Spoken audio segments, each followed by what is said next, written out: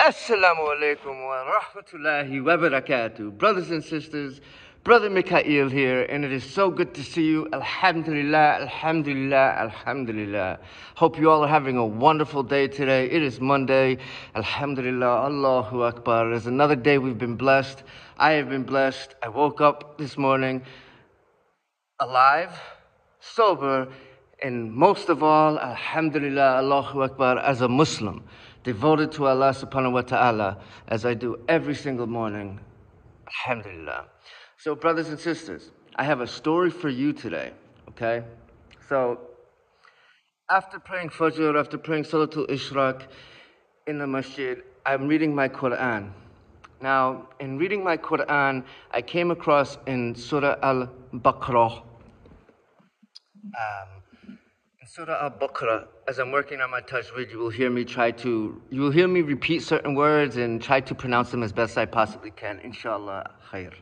So, after reading, as I'm reading, I come across a piece that talks about how when Musa alayhi salam had freed the Bani Israel from Pharaoh, from Egypt, okay, from their Egyptian captivity.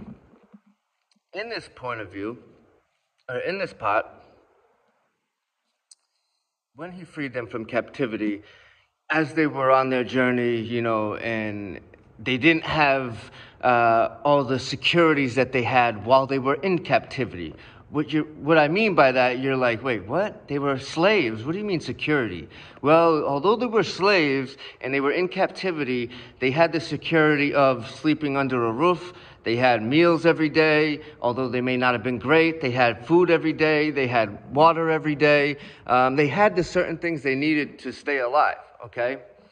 Now, once they were freed by Musa alayhi salam and they were walking through the desert of Sinai, okay?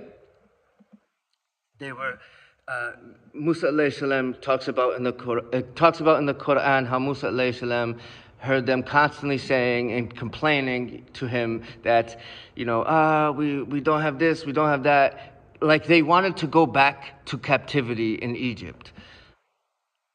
SubhanAllah, I couldn't believe as I'm reading this. I'm like, why would they ever want to go back to being slaves in captivity versus being free?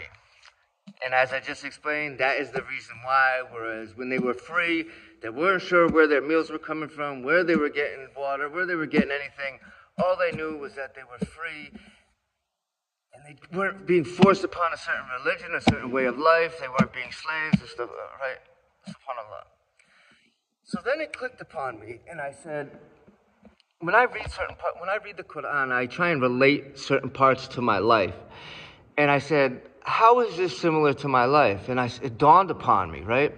I said, over these past months that I've been dealing with this, dealing with the immense burden and hardships that I've been faced, the tests that I've been facing by Allah subhanahu wa ta'ala, to test the strength of my deen, also to strengthen my deen and my iman, to see that no matter what He throws at me, Allah subhanahu wa ta'ala will throw at me.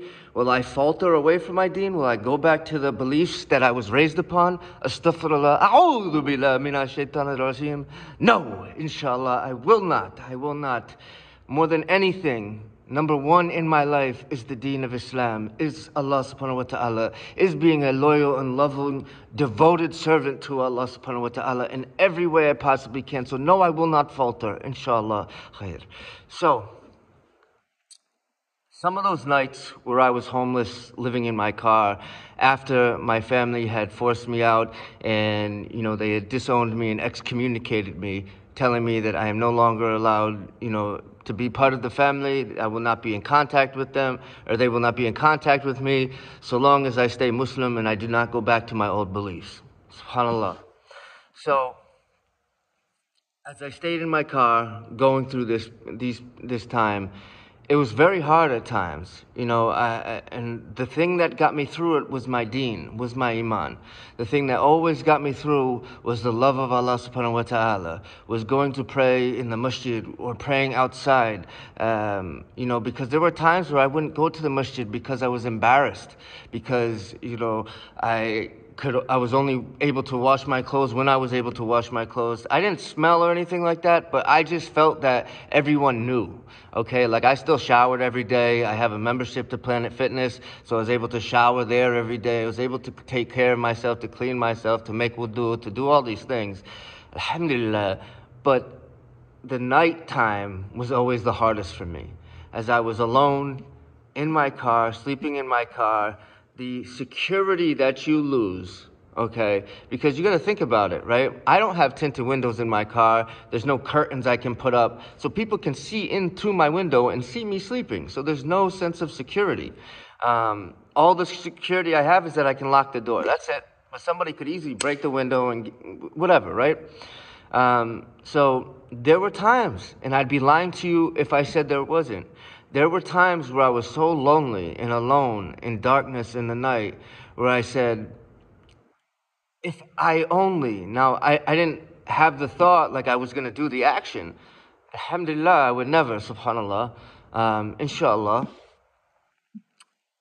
The thought crossed my mind where I said, if I would just go back to the way that I was raised, I can go and live back home. I don't have to worry about this. I don't need to live in my car alone. SubhanAllah. And the thought would always come back to me. Allah subhanahu wa ta'ala means more to me than anything. The devotion to my Creator, the devotion to the Almighty, to the most gracious, the most merciful, the most everything. Allah subhanahu wa ta'ala means more to me than life itself. What's going on in this temporary dunya does not matter to me at all. What matters is the akhirah. What matters is praising and worshiping my Creator, Allah subhanahu wa ta'ala, and showing Him that I am a loyal and loving, devoted servant to Him. Alhamdulillah. So, it's hard for me to admit that those thoughts even cross my mind. But you know what, at the end of the day, I would always say, Bismillah, Bismillah, Bismillah, Alhamdulillah, Alhamdulillah, Alhamdulillah, Subhanallah, Subhanallah, Subhanallah, Subhanallah, and stay in remembrance of Allah subhanahu wa ta'ala. When I would have those thoughts or bad thoughts, I would make dhikr, okay? Sometimes I would even just get out of my car and pray 2 rak'ah. Really, it was just praying nafil, like it helps me. Or I would pick up the Quran and I would read.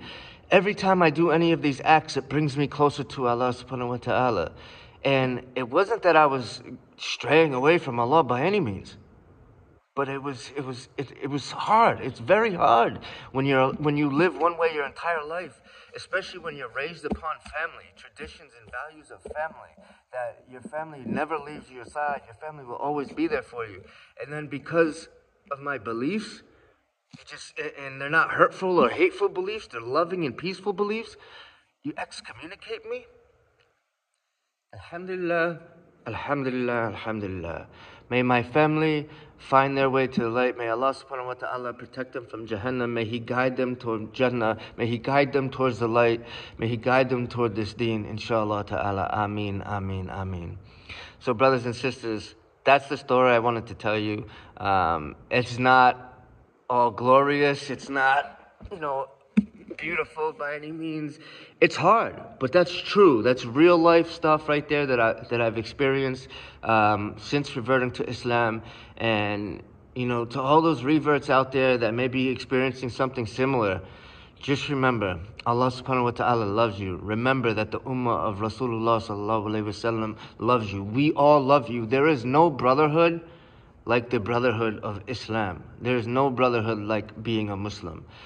Brothers that I've met for all of a week or 2 weeks, even a day at times, I'm closer with them than I am to people I've known my entire life.